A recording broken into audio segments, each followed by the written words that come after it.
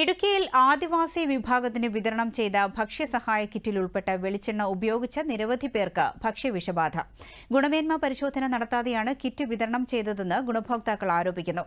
സംഭവത്തെ തുടർന്ന് ആരോഗ്യവകുപ്പ് ഭക്ഷ്യവസ്തുക്കളുടെ സാമ്പിൾ വിശദ പരിശോധനയ്ക്ക് അയച്ചിട്ടുണ്ട്. വിതരണം ചെയ്ത ഭക്ഷ്യസഹായ കിറ്റിലെ വെളിച്ചെണ്ണ ഉപയോഗിച്ച് പാചകം ചെയ്തവർക്കാണ് ഭക്ഷ്യവിഷബാധയേറ്റത്. 2018 സർക്കാർ നിരോധിച്ച വെളിച്ചെണ്ണയാണ് വിതരണത്തിനെത്തിച്ചത്.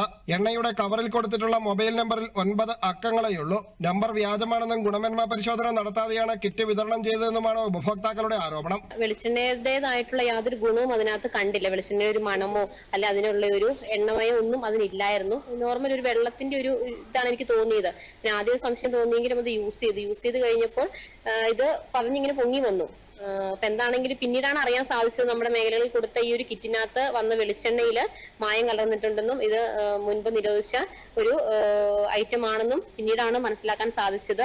എന്താണെങ്കിൽ തന്നെയും തീർച്ചയായിട്ടും നമ്മുടെ ST മേഖലകൾ വളരെ പാവപ്പെട്ടവർ താമസിക്കുന്ന ഒരു സാഹചര്യമാണ്. നമ്മുടെ ST ആളുകൾ ഒത്തിരി താമസിക്കുന്ന പഞ്ചായത്താണ് വെള്ളിയാറ്റം പഞ്ചായത്തൊക്കെ. വളരെ പാവങ്ങളായിട്ടുള്ള ആളുകളാണ് ഇതൊക്കെ ഗുണഭോക്താക്കളായിട്ടുള്ളത്. അപ്പോൾ സർക്കാരാണെങ്കിലും അല്ലെങ്കിൽ അതിന്റെ എവിടെ നിന്നും എന്തൊരു ഫ്രീ ആയിട്ടുള്ള അല്ലെങ്കിൽ കിട്ടുന്ന സാധനമാണെങ്കിലും ഗുണമേന്മയുള്ള സാധനങ്ങൾ കൊടുക്കാനായിട്ട് ഏത് ഡിപ്പാർട്ട്മെന്റ് ആണെങ്കിലും ഏത് സർക്കാരാണെങ്കിലും ഒന്ന് ശ്രദ്ധിക്കാം. കിറ്റിലെ എണ്ണ ഉപയോഗിച്ച ഇടുക്കി വെള്ളിയാമറ്റം പഞ്ചായത്തിലെ പൂച്ചപ്ര, ഉടുമ്പന്നൂർ പഞ്ചായത്തിലെ വെണ്ണിയാനി, വണ്ണപ്പുറം പഞ്ചായത്തിലെ പട്ടയക്കുടി എന്നീ ആദിവാസി ഊരുകളിലുള്ളവർക്കാണ് ശാരീരിക അസ്വസ്ഥതയുണ്ടായത്.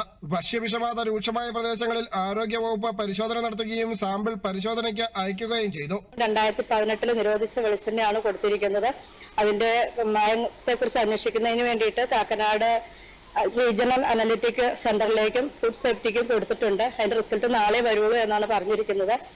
എത്രയാണേലും നമ്മളുടെ ഏറ്റവും പിന്നോക്ക മേഖലയിലുള്ള ആളുകൾക്ക് ഗവൺമെന്റിൽ നിന്നും നൽകുന്ന ഇങ്ങനെയുള്ള ഭക്ഷണ കിറ്റില് ഇതുപോലെ മായം കലർന്ന വെളിച്ചെണ്ണ ഒക്കെ കൊടുക്കുക എന്ന് പറയുന്നത് ശരിക്കും നീതികേടായ ഒരു കാര്യം തന്നെയാണ്.